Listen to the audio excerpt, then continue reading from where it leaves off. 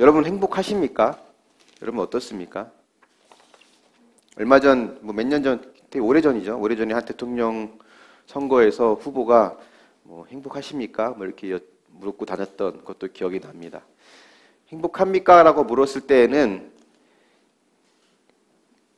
듣는 사람들이 행복했기 때문에 물었을까요? 행복하지 않기 때문에 물었을까요? 행복하지 않으니까 물었겠죠. 네. 어저께도 제가 아는 지인 결혼식을 다녀왔는데, 결혼식 하면 자기가 주인공이죠. 신랑 신부가 주인공이 되고 인생에 아마 가장 행복한 순간이라고 생각할 겁니다. 우리가 다 겪어봐서 알지만 그 행복이 얼마나 갈지 그리 길지 않다는 것 우리가 다 짐작하고 있지 않을까 싶습니다. 아직 해보지 않은 이는 모르겠지만 벌써 알고 있나요? 영원하지 않다는 것, 그리 길지 않다는 거 아마 우리는 다 경험할 거예요. 신앙생활을 하면서 천국을 경험하는 사람이 있고 그렇지 못한 사람이 있을 수 있어요. 성경에 보면 하나님이 우리를 사랑하신다, 우리와 함께 하신다, 이기게 하신다, 이런 말씀들이 많은데 정말 그 말씀이 내 삶 가운데 이루어지고 내가 그걸 경험하고 있는가를 돌이켜보면 그렇게 경험하는 것 같지 않는 느낌이 많이 듭니다. 그래서 오늘 말씀에서 제목이 이 땅에서 경험하는 천국의 삶이라고 했는데 이 땅에서 경험하는 천국이 과연 무엇인가를 오늘 좀 살펴보려고 해요. 지금 우리가 13장을 보고 있는데 11장에서 마지막에 그 땅의 전쟁이 그쳤다라고 하나님 말씀하시거든요. 지난주에 봤던 12장에서는 그 감동적인 그 믿음의 목록들이 나오잖아요. 31명의 죽였던 왕들과 차지한 여러 땅들을 하나씩 열거하면서 발음하기도 힘든 그 땅들을 보여주면서 하나님이 우리와 함께 하셨던 증거들을 구체적으로 아예 잘 보여줍니다. 근데 그걸 보고 나면 이제 고생 끝, 행복 시작이겠구나 라는 마음과 생각이 들 것 같은데 오늘 13장 말씀을 보니까 아직 남은 땅이 있다라고 말씀하세요. 우리 1절 한번 같이 읽어보겠습니다. 1절 시작. 여호수아가 나이가 많아 늙음에 여호와께서 그에게 이르시되 너는 나이가 많아 늙었고 얻을 땅이 매우 많이 남아있도다. 앞으로 얻을 땅이 많이 남아있다라고 하면서 어떤 땅이 남았는지는 2절부터 나오는 그 뒤에 쭉 나옵니다. 블레셋 땅, 시돈 땅, 북쪽에 있는 레바논 일대의 땅, 여러 땅들이 남아있다고 합니다. 사실 보면 11장에서 전쟁이 그쳤다라고 했지만 전쟁이 끝난 건 아니에요. 왜냐하면 아직 적이 남아있기 때문에 그렇습니다. 일단 하나님께서 전쟁을 이쯤에서 스톱 시키신 거거든요. 그러니까 왜 하나님은 아직 땅이 많이 남아있는데도 이 전쟁을 끝나게 하셨을까? 멈추게 하셨을까? 보면 1절에 그 힌트를 볼 수 있습니다. 1절에 보면 여호수아가 나이가 많아 늙었다라고 하거든요. 여호수아가 나이가 많아 늙었다는 말이 2번이나 나와요. 이때 여호수아의 나이가 이미 100세가 넘었습니다. 전쟁을 수행하기에는 많은 나이죠. 하나님은 우리에게 우리가 할 수 없는 걸 하라고 하지 않으세요. 우리가 감당치 못할 시험을 허락지 않으시고 또 피할 길도 허락하시는 하나님, 그 하나님은 우리가 할 수 없는 걸 하라고 하지 않습니다. 그러니까 공부 못하는 애한테 너 장학금 받아오라고 하지 않거든요. 여호수아는 그냥 거기까지가 여호수아의 역할이었어요. 여호수아가 할 수 있는 데까지가 거기까지입니다. 여호수아가 나이가 많은 것도 있지만 또 한 가지 이유가 있다면 7년 동안 오랜 전쟁을 하면서 백성들이 좀 지쳤거든요. 잠시 휴식을 하나님 허락하신 거예요. 육적인 쉼을 잠시 허락합니다. 하나님께서 때로는 우리에게 잠깐 육적인 쉼을 허락하실 때가 있어요. 때로는 우리가 영원히 쉬는 경우도 종종 있지만 잠깐 쉬게 하는 경우가 있습니다. 그래서 가나안의 전쟁은 끝난 게 아니라 잠시 휴전 중에 들어간 겁니다. 우리나라와 북한과의 관계처럼 휴전 중인 상태예요. 그래서 여호수아의 나이가 많다는 그 한계와 이스라엘에게 주신 하나님의 쉼, 이 두 가지 이유로 전쟁이 잠시 멈춘 겁니다. 근데 전쟁이 멈췄기 때문에 아직 땅이 많이 남아 있는 것은 사실 지금까지 역사를 돌아볼 때 그때뿐만이 아니라 이스라엘은 단 한 번도 가나안 땅을 100% 다 차지한 적이 없어요. 다윗과 솔로몬 시대에 영토를 확장하긴 했어도 완전히 가나안 땅을 차지하고 가나안 사람들을 진멸시킨 게 아닙니다. 아마 앞으로도 그럴 일은 없을 거예요. 이스라엘은 단 한 번도 가나안 땅을 끝까지 차지한 적이 없습니다. 근데 이 사실이 주는 메시지가 있어요. 예수님은 십자가에서 그 죽음과 부활을 통해 모든 전쟁에서 승리하셨습니다. 요즘 우리가 요한계시록, 큐티인 요한계시록을 보고 있잖아요. 요한계시록을 한마디로 정리하면 이거거든요. 예수님이 승리하셨다. 예수님이 이기셨다예요. 근데 예수님의 승리는 그분을 믿고 따르는 자들에게도 주어지는 승리입니다. 그래서 예수님의 승리는 곧 교회의 승리라는 거예요. 근데 교회라고 하는 것이 건물을 말하는 게 아니라 계시록에 나와 있는 교회는 흰옷을 입은 예수님의 신부들이거든요.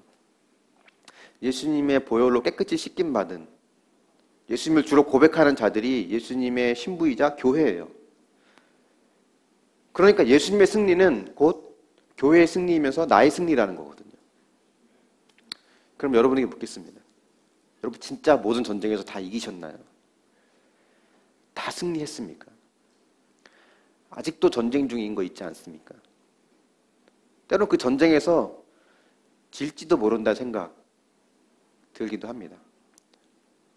실제로 그동안 많이 져왔던 것 같아요. 내 안에 끊임없이 일어나는 음란과 정욕과 욕심에 대한 이기적인 마음, 이것과의 싸움은 늘 내가 져왔습니다. 궁극적인 최후의 승리는 보장이 됐죠. 아마 우리가 주님 앞에 서는 그날이 되면 그동안 내 안에 있었던 수많은 갈등과 나의 이기적인 마음과 그런 욕심, 죄와 음란, 이것들과의 싸움, 이거로 인한 갈등, 그런 것들은 아마 없을 거예요. 싸울 힘이 없는 게 아니라 싸울 필요가 없게 됐을 겁니다. 하지만 궁극적인 승리는 보장됐더라도 지금 현재 전쟁은 아직 끝난 게 아니에요. 그래서 하나님의 나라는 이미 우리에게 임했지만 완성되지 않았다라고 우리가 보통 이야기합니다. 천국은 죽어서 가는 곳 맞습니까? 맞는 말입니까? 맞는 말이죠. 살아서는 갈 수 없으니까. 하지만 천국은 죽어서 가는 곳이기 전에 이 땅에서 경험하는 곳이기도 해요. 하나님이 예수님을 통해 주시는 천국, 이 천국은 예수님이 내 안에 있고 내가 예수님 안에 있는 자에게 하나님께서 주시는 그런 은혜이고 경험하게 되는 천국입니다. 그렇다면 천국을 경험한다는 게 뭘까요? 천국을 경험한다는 것. 잘 먹고 잘 살고 별 문제 없이 편하게 교회 다니는 것, 이걸 천국을 경험한다고 하지 않아요. 초대교회 성도들, 그들이 신앙을 지키기 위해서 수많은 순교의 피를 흘렸지만 그 죽음을 각오한 그 극도의 고난과 박해 속에서 그들은 천국을 경험했거든요. 천국을 경험한다는 것은 아무런 갈등도 없다, 아무런 문제도 없다, 그걸 말하지 않습니다. 성경에 보면 이스라엘이 차지한 땅들이 쭉 나오죠. 그 땅을 보면 평지만 있는 게 아니에요. 평지도 있고 산지도 있고 골짜기도 있고 경사지도 있고, 그런 산지, 평지, 골짜기, 경사지, 이 모든 것들을 하나씩 하나씩 차지했는데 그 차지한 과정을 우리가 알잖아요. 어떻게 차지했나요? 어떤 성은 돌기만 했고, 또 어떤 성은 직접 싸우기도 했고, 또 어떤 성에서는 왕의 목을 밟기도 하고, 그때마다 하나님 말씀하시는 명령에 따라 순종하면서 차지한 땅들이에요. 이 땅에서의 천국은 이런 수많은 사건과 고난 속에서 내가 오늘 순종하며 돌아야 할 성은 무엇인가? 내가 목을 밟으면서 해결해야 될 내 속에 있는 악한 왕은 무엇인가? 오늘 내가 차지해야 될 성읍은 무엇인가? 이거를 날마다 말씀을 통해 깨닫고 순종할 때 경험되어집니다. 근데 가끔은 이 땅에서 천국을 경험하기보다는 그 반대인 지옥을 경험하는 것 같을 때가 많이 있습니다. 하나님이 이긴다고 하셨는데, 하나님이 땅을 차지하게 하신다고 하셨는데, 하나님이 승리하게 하신다고 하셨는데, 현실은 정반대의 경우 종종 있죠. 많이 있는 것 같습니다.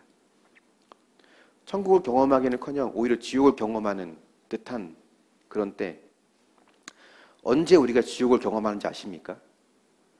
언제 우리가 지옥을 경험할까요? 고난이 클 때? 환난이 클 때? 내 힘으로 해결할 수 없는 끝없는 아픔과 고난과 무거운 짐이 내게 있을 때, 그때 지옥을 경험하지 않아요. 언제 경험하냐면 그 무거운 짐과 고난과 환난이 해석이 안 될 때, 왜 이게 나한테 있어야 되는지 깨닫지 못할 때 정말 그게 지옥 같거든요. 그러니까 우리는 말씀의 인도를 받으면서 평지, 경사기, 골짜기, 산지 이 모두를 잘 건너고 정복해야 되는데 해석이 안 되니까 말씀의 인도를 받을 수 없습니다. 말씀의 인도를 받는다는 것이 성경 구절을 암송한다고 되는 거 아니에요. 묵상 며칠 잘했다고 되지 않습니다. 우리가 때 되면 밥을 먹고 자연스럽게 호흡을 하는 것처럼 매일매일 순간순간마다 하나님 말씀의 인도를 받으면서 여전히 내 안에 정복하지 못한 아직 남아있다고 하는 1절의 말씀처럼 아직 남은 것이 많은 내 안에 수많은 우상과 죄들, 그것이 있다는 것을 내가 인정하고 회개하는 것이 천국을 경험하는 삶이에요. 가나안 땅을 주셨지만 가나안의 우상과 왕들을 멸하기는커녕 여전히 가나안의 문화를, 가나안의 세상을 섬기고 있는 나를 볼 때 천국이 경험되어지는 거거든요. 그렇게 내 죄를 보면 깨닫게 되는 것은 내 죄가 내 고난보다 크구나를 보게 됩니다. 우리는 늘 전쟁 중이잖아요. 여전히 전쟁 중입니다. 믿는 자들의 전쟁은 다른 전쟁이 아니라 내 안에 있는 죄와 욕심, 우상으로 인한 전쟁이거든요. 그래서 말씀대로 믿고 말씀대로 살고 말씀대로 누리는 게 너무도 어렵습니다. 자, 교회를 개척할 때 개척을 준비하면서 꿈꾸는 공동체가 말씀대로 믿고 말씀대로 살고 말씀대로 누리는 공동체였어요. 천국을 누리고 싶었습니다. 다른 사람들이 볼 때는 저 사람들은 참 사는 게 정말 지옥 같다, 참 안 됐다, 불쌍하다는 환경이지만 내 마음은 말씀으로 인해서 평안하고 천국을 누리는 삶, 그런 사람들이 모이는 공동체를 만들어 가고 싶었죠. 그래서 다음이나 네이버에 의방석수교회를 치면요, 제일 먼저 동영상 하나가 떠요. 어떤 동영상인가 봤더니 석수교회에서 파송예배 때, 파송예배 전에 제가 이제 개척에 대해서 설교를 한 적이 한 번 있었거든요. 누가 보면 그 교회가 꼭 우리 교회인 것 같은 착각을 일으키는 그런 동영상이 하나 뜹니다. 그래서 오랜만에 이제 그때 원고를 한번 쭉 살펴봤더니 그때도 제가 그 말을 했더라고요. 말씀대로 믿고 살고 누리는 공동체를 하길 원한다라는 그런 내용으로 설교를 했던 것이 이제 했던 것을 보게 됐습니다. 그러니까 말씀으로 내 삶을 해석하는 것, 나를 해석하는 것은 나를 둘러싼 이 고통스러운 환경, 피하고 싶은 이 부끄러운 환경을 해석하는 게 아닙니다. 나를 힘들게 하는 그 인간을 해석하는 게 아니라 나를 해석하는 거예요. 내 삶을 해석하는 거고 내 죄를 해석하는 겁니다. 그래서 여기에는 두 가지의 기준이 반드시 있어요. 하나는 뭐냐면 나는 하나님 앞에 100% 죄인이라는 것. 또 하나는 하나님은 100% 옳으신 분이라는 것. 이 두 가지를 우리가 늘 기억해두고 이걸 기준으로 내 삶을 해석하면 됩니다. 여러분, 무엇 때문에 힘든가요, 지금? 어떤 전쟁을 치르고 있습니까? 그 안에서 말씀을 통해 내 죄를 보지 않으면 우리는 천국을 경험할 수 없어요. 매일매일이 지옥이 될 수밖에 없습니다. 그러니까 나를 둘러싼 환경은 잘못이 없어요. 그 환경은 문제가 없습니다. 왜냐하면 하나님이 세팅해 주신 100% 옳으신 환경이거든요. 하나님 100% 옳으신 분이기 때문에 내게 붙여준 그 사람들, 나를 둘러싼 그 환경들은 하나님의 실수가 없는 분입니다. 완벽하게 세팅해 놓은 곳이에요. 문제는 그 환경에 있는 게 아니라 나에게 있는 거예요. 그래서 내 속에 죄를 봐야 한다는 겁니다. 그걸 봐야 누릴 수 있어요. 저도 그게 잘 안 돼요. 잘 안 되더라고요. 자꾸 제가 증명하고 싶은 거는 하나님이 옳다고 증명하는 게 아니라 내가 옳다는 걸 증명하고 싶어져요. 또 내가 증명하고 싶은 거는 내가 죄인이라는 것을 증명하고 싶은 게 아니라 그들이 죄인이라는 것을 증명하고 싶은 마음. 이 마음이 떠나지 않는 한 진정한 자유 안식은 누릴 수 없습니다. 저에게 자꾸 그런 마음이 들거든요. 천국을 누리는 첫 번째 키가 있다면 그건 내게 정복하지 못한 남은 것이 있다는 것을 인정하라는 겁니다. 여러분에게 한번 묻겠습니다. 적용해 보세요. 날마다 말씀을 보며 승리했지만 남편과의 전쟁, 자녀와의 전쟁, 돈과의 전쟁, 이 수많은 전쟁에서 아직 얻지 못한 땅은 무엇이 있습니까? 가족 간의 관계, 고부 간의 관계, 직장에서의 여러 관계들, 하나님이 내게 주셨지만 아직 얻지 못한 남은 것 무엇이 있나요? 왜 나한테 남은 것이 있게 하셨는지 하나님의 뜻을 깨닫고 있습니까? 한번 생각해 보세요. 두 번째 교훈을 보기 전에 이런 질문도 할 수 있습니다. 그토록 훌륭한 여호수아인데 하늘의 해와 달도 멈추게 하고 요단강도 홍해바다 걷는 듯이 갈라서 건너는 이런 여호수아, 그 여호수아가 왜 백사가 되도록 그 나이가 많아 늙어질 때까지 정복하지 못한 땅이 왜 아직까지 많이 남아 있을까? 이걸 보면서 저를 대입해 보니까 이런 생각도 나더라고요. 예수님을 믿고 매일 큐티도 하는데 왜 나는 아직도 영적으로 넘어지고 궁핍하고 싸우고 갈등하고 왜 이런 일이 많은 걸까? 남들 다 잘하는 것 같아요. 다른 사람들은 다 묵상도 잘하고 잘 적용하는 것 같고 또 그 집들은 다 이제 잘 사는 것 같고 늘 저만 뒤처지는 것 같고 늘 나만 실패자인 것 같고 여호수아도 다 정복하지 못했다는 이 사실을 보면서 한편으로는 조금 위로가 되더라고요. 여호수아도 다 못했는데 나야 오죽하겠어. 근데 분명한 것은 우리의 삶은 이렇게 늘 넘어지고 다치고 쓰러지지만 주님은 그때마다 나를 안아주시고 씻어주시고 일으켜주신다는 거예요. 나를 천국에 오게 하시려고 나를 하나님의 계획대로 만들어가기 위해서 그 수많은 사건을 통해서 하나님은 늘 수고하고 고생하는 것 같아요. 하나님이 고생한다는 표현이 좀 그렇지만 또 앞으로도 얻을 땅이 참 많은데 그거 얻게 하기 위해서 하나님은 또 많은 사건들을 통해서 나를 이끌어 가시고 참으시고 인내하시고 이끌어 가시는 하나님의 수고가 앞으로도 많이 있을 거라고 생각이 듭니다. 오늘 1절 말씀에 하나님께서 여호수아에게 너는 나이가 많아 늙었다라고 하거든요. 나이가 많아 늙었고 얻을 땅이 매우 많이 남아 있다라고 하세요. 여호수아의 나이는 많지만 남은 땅이 앞으로 얻을 땅이라고 하시는 거거든요. 지금 남아있는 땅은 앞으로 얻을 땅이야. 근데 여호수아는 나이가 많아. 나이가 많아서 얻지 못할 땅이 아니라 나이도 많고 얻을 땅도 많다는 것이에요. 이 두 관계에서 알 수 있는 게 뭐냐면요. 여호수아의 나이가 많은 것은요. 남아있는 땅을 차지하는 것과는 전혀 상관관계가 없어요. 여호수아가 나이가 많은 것은 땅을 차지하는 데 아무런 문제가 되지 않습니다. 이때만 그랬나요? 그렇지 않아요. 모세가 죽었을 때도 마찬가지예요. 모세가 없으면 큰일 날 줄 알았거든요. 모세만한 집사가 어디 있어요? 그 모세가 없으면 큰일 날 줄 알았는데 오늘 여기까지 온 거 보니까 모세가 없는 거는 전혀 문제가 되지 않았습니다. 모세도 그렇고요. 여호수아도 그렇고 저와 여러분도 그렇고 우리는 다만 하나님의 도구일 뿐이에요. 통로일 뿐입니다. 하나님이 싸우시고 하나님이 이기게 하시는 전쟁이에요. 어느 교회도 마찬가지입니다. 저 사람 없으면 큰일 날 것 같다는 사람 혹시 있나요? 우리는 아직 교회에 사람이 많지 않아서 그런 생각이 들 수 있겠지만 저 사람 없으면 교회 큰일 나겠다. 그렇지 않아요.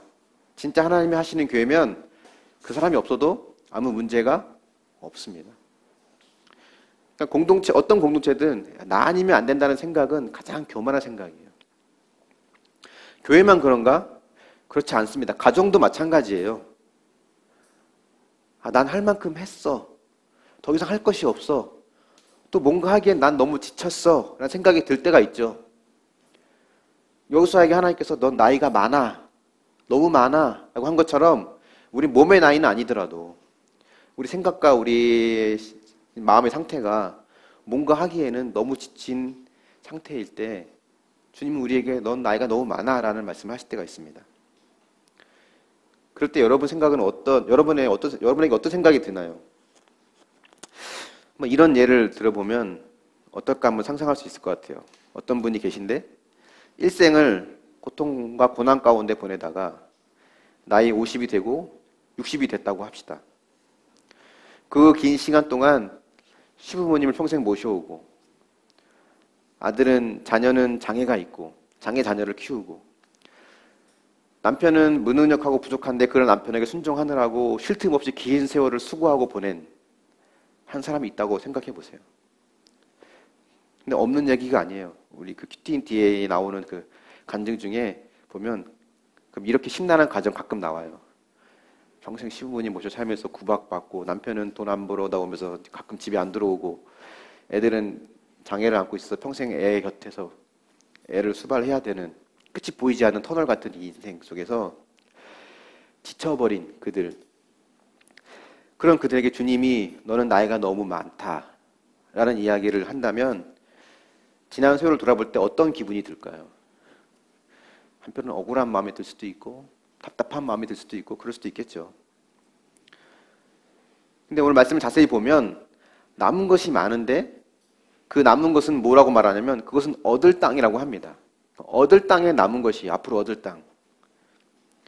그러니까 나에게 남은 것이 많다는 것은 내가 그동안 나이가 많았다는 것, 즉 내가 당한 수많은 고난들, 아픔의 시간들이 이제 앞으로 써먹을 때가 많다는 거예요. 남은 것이 많다는 거는. 나의 지경을 넓힐 땅이 많다는 거죠. 내 고난을 써먹는다고 하는 것은 뭘 말하냐면 내가 당한 고난으로 다른 사람의 힘든 것을 돕는다는 것을 말해요. 그것이 내가 당한 고난으로 지경을 넓혀가는 천국을 누리는 삶입니다.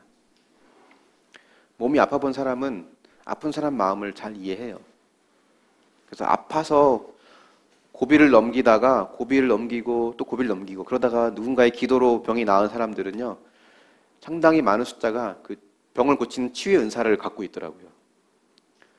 아파 보니까 그 아픈 사람의 마음을 누구보다 잘 알고 또 본인도 기도로 나았기 때문에 믿음도 있고 그래서 누군가 아프면 내가 나아서 아픈 것처럼 내가 아픔을 나은 것처럼 그 사람을 고쳐주고 낫는 기도도 하게 되고 그러면서 그런 자에게 하나님께서 은사도 주시고 했던 걸 내가 많이 보게 됩니다. 요한복음 9장에 보면 예수님이 날 때부터 소경된 자를 말씀하시거든요. 제자들은 이게 누구 때문이에요? 누구 죄예요? 저 사람의 죄입니까? 부모의 죄입니까? 누구 때문에 이렇게 됐어요? 라고 묻거든요. 주님은 그런 제자들에게 때가 지금은 낮이다. 아직은 낮이다. 라고 말씀하세요. 이게 무슨 동문서답인가 싶지만 주님이 하시는 말씀은 이겁니다. 이게 누구 때문이냐? 누구의 죄냐? 누구의 잘못이냐를 탓하고 한탄하는 것이 중요한 게 아니라 그 소경의 상황, 앞에 보이지 않는 그 상황이 하나님이 일하실 낮의 때라는 겁니다. 하나님은 그 사람의 소경됨을 통해서 하나님의 하나님됨을 나타낸다는 거예요. 그러니까 내 고난의 시간은 하나님께서 일할 시간이라는 거죠. 그래서 뭔가 된 다음에 이 문제가 해결되고 난 다음에 이 고난이 끝난 다음에 내가 하나님께 쓰임받는 게 아니에요. 지금 성경을 보면서 말씀으로 내 삶을 해석해 나가면서 이 고난의 시간들을 이겨나가는 지금이 하나님이 쓰시는 시간이란 겁니다. 저는 나이가 많은데요. 배운 게 없는데요. 돈이 없어요. 몸이 약해요. 이런 말을 하는 게 맞는 것이 아니고 지금까지 고생한 것을 통해서 다른 힘든 사람을 도우라는 것이죠. 그것이 천국을 누리는 삶이 되는 겁니다. 여호수아는 나이가 많았다고 했잖아요. 이건 여호수아에게 치명적인 약점이 될 수 있어요. 그리고 그가 극복할 수 있는 한계가 아닙니다. 극복할 수 없어요, 이거는. 하나님은 그것을 넘어서 앞으로 얻을 땅이 많을 거라고 합니다. 내게 약점이 되는 것, 내게 치명적인 약점이 되는 것, 그것이 내게 고통스러운 고난이 되고 때론 감추고 싶은 인정하고 싶지 않은 수치스러운 일을 할지라도 하나님이 그것이 나의 믿음의 지경을 넓혀가는 은혜의 통로가 되는 거예요. 6절, 7절 말씀 같이 한번 읽어볼게요. 6절 말씀 시작. 또 레바논에서부터 미스롯 본마인까지 산지의 모든 주민 곧 모든 시돈 사람의 땅이라. 내가 그들을 이스라엘 자손 앞에서 쫓아내리니 너는 내가 명령한 대로 그 땅을 이스라엘에게 분배하여 기업이 되게 하되 너는 이 땅을 9지파와 므낫세 반 지파에게 나누어 기업이 되게 하라 하셨더라. 하나님은 명령하실 때 약속도 함께 주십니다.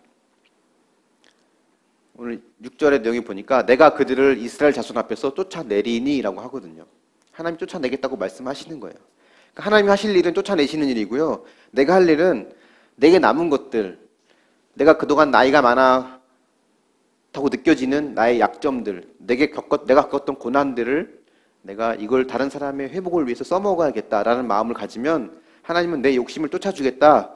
내게 남아있는 세상적인 가치관과 나의 죄의 속성을 쫓아주겠다라고 하나님 말씀하시는 겁니다.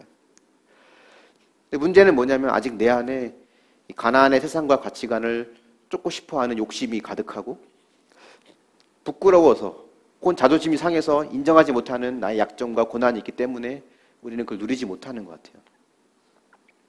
내 고난을 나누고 그걸 통해 더 힘든 사람을 살리고 지경을 넓히고 그렇게 살아가다가 우리가 하나님께 가야 되지 않겠습니까? 내 힘으로 안 돼요. 할 수 없죠. 내 힘으로 할 수 없지만 하나님의 약속에 힘입으면 사랑하지 못할 사람에게 사랑한다고 고백할 수 있게 되고 내가 인정할 수 없는 그 사람에게 그는 나보다 옳도다라고 고백을 하고 그를 인정할 수 있게 됩니다. 이럴 때 평안을 누리고 기쁨을 누리는 거예요. 이것이 내가 누리는 거고 천국을 경험하는 겁니다. 하나님이 기업으로 주신 땅들이 많이 있잖아요. 이스라엘 백성들에게. 그것은 나누고 누리라고 주는 거거든요. 하나님이 주신 땅은 그것이 어떤 땅이든 간에 경사지든 평지든 골짜기든 산지든 그 어떤 땅이든 그것은 나에게 최상의 기업으로 분배하신 것입니다. 나의 가장 적절한 땅을 주신 거예요. 이걸 인정해야 우리는 나의 연약함을 나눌 수 있어요. 오픈할 수 있고 그걸 통해 다른 사람을 살릴 수 있습니다. 누구도 예외 없이 이 땅에 올 때는요. 아기가 태어날 때는 주먹을 꼭 쥐고 태어나잖아요. 죽을 때는 주먹을 펴고 떠납니다. 그죠? 진짜 안식은 떠날 때 주먹을 펴는 게 아니라 살아있을 때 주먹을 펴는 게 진짜 안식이거든요. 내 욕심을 내려놓고 나를 내려놓을 때 주님이 주시는 것을 누릴 수 있어요. 주님이 주시는 것 뭔지 한번 돌이켜보면 내게 주신 것이 하나님의 최상의 기업이다. 내게 꼭 필요한 것을 주셨다라는 것을 인정하면 부모가 이혼을 했든지 남편이 쥐꼬리만한 월급을 가져오든지 자녀가 내 속을 뒤집어 놓든지 어떤 상황이든 최상의 기업으로 내게 분배해 주신 것을 인정할 수 있어야 됩니다. 나를 거룩하게 하시려고 분배해 주신 각자의 기업 우리 그걸 잘 받아들이고 인정할 수 있어야 돼요. 우리 집은 왜 돈이 없지? 우리 부모는 왜 이혼했지? 우리 집 애들은 왜 이렇지? 늘 이런 생각에 갇혀 있으면 내 몫을 거절하지 않고 인정하지 못할 때는 결국 우리 끝까지 누리지 못하는 삶을 살게 돼요. 아까도 말씀드렸지만 환경은 문제가 없어요. 환경은 죄가 없다니까요. 100% 오르신 하나님께서 내게 제일 맞게 세팅해 주신 환경이에요. 천국을 누리는 두 번째 키가 있다면 내게 남은 것은 믿음의 지경을 넓히기 위함이라는 거예요. 여러분에게 해결하고 싶은 아직 남아있는 것들이 있잖아요. 그걸 통해 하나님은 지경을 넓혀가기 원하시는 겁니다. 한번 여러분 적용해 보세요. 내게 주신 하나님의 기업은 무엇이 있습니까? 어떤 약점을 통해 하나님은 내게 기업을 주신다고 생각하십니까? 말씀을 읽지도 듣지도 묵상하지도 않기 때문에 약속도 모르고 기업도 누리지 못하는 불쌍한 신앙생활을 하고 있지는 않습니까?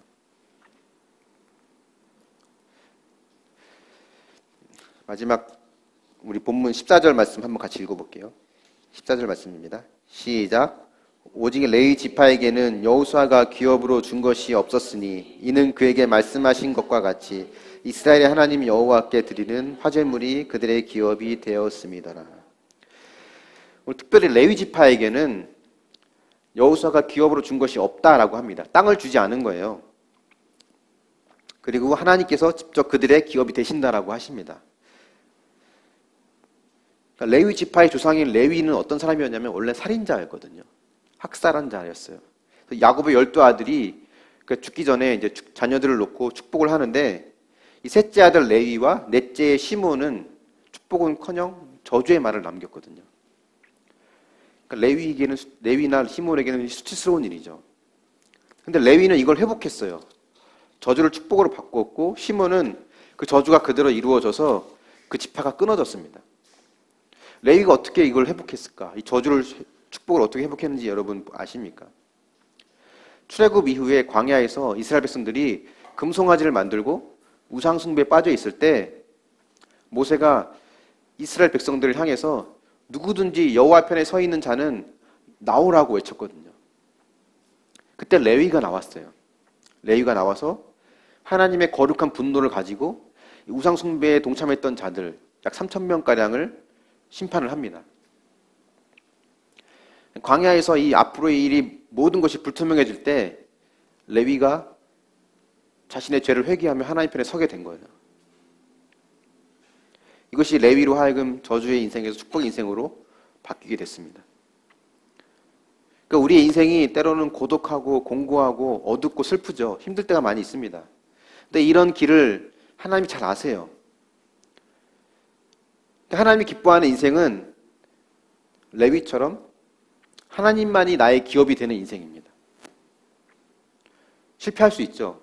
결혼에 실패하고 자녀의 교육에 실패하고 부부생활에 실패하고 직장생활, 사업, 신앙생활 뭐 어떤 것도 다 우리 실패할 수 있는 사람들입니다. 근데 그 실패했다고 해서 그 상처를 안고 평생 살아가면 하나님이 나의 기업이 될 수 없어요. 주님은 언제나 실패한 자들이든 성공한 자든 누구에게나 손을 내미시는 분이거든요. 레위 지파에게 땅은 안 주셨지만 성읍과 들은 주셨어요. 결코 버리지 않거든요. 하나님만이 나의 기업으로 여기는 사람들을 버리지 않으세요. 하나님이 나의 기업인 사람들은 가난도 고난도 다 자기 눈에는 보석처럼 보일 수밖에 없습니다. 가난과 고난 이런 것들을 보석으로 여기는 사람들이 세상의 그 어떤 부자와 비교할 수 있겠어요. 우리는 모든 걸 잃어버릴 수 있는 사람들이에요. 돈도, 건강도, 자녀도, 집도, 배우자도, 부모도 다 잃어버릴 때 그 가운데 하나님께 감사하는 마음을 갖고 살아가는 것이 하나님을 기업으로 누리는 삶의 모습입니다. 큐티인에 보면 심각한 가정들 중에 이런 사람도 있더라고요.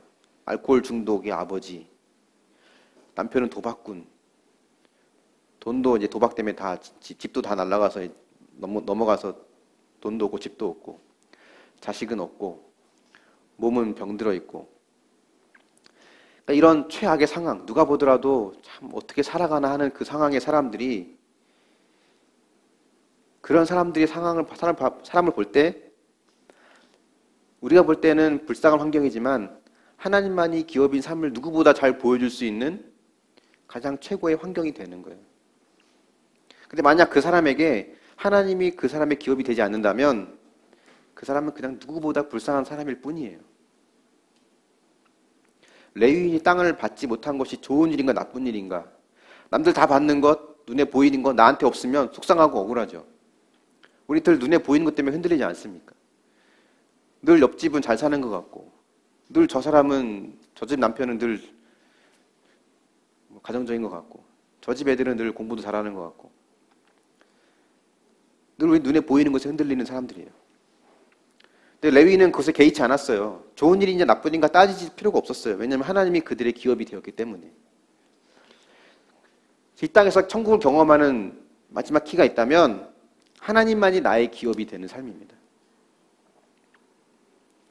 여러분 한번 적용해 보십시오. 눈에 보이는 어떤 것을 받지 못했다고 여러분 억울해하거나 속상해하고 있지 않습니까?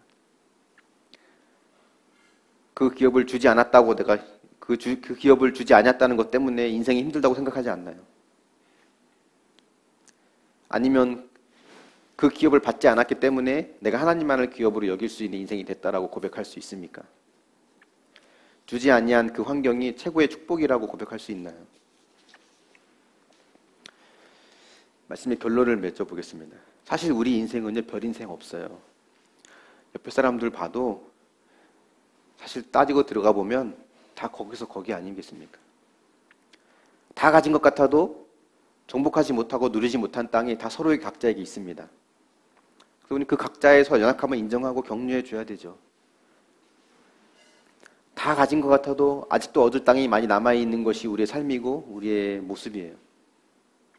그래서 육적으로는 때론 공고할지라도 여호수아처럼 나이가 많아서 할 수 있는 게 없는 그런 한계에 부딪히는 삶이라 할지라도 그것이 나로 하여금 평안을 누리게 하는 가장 좋은 환경이 될 수 있습니다.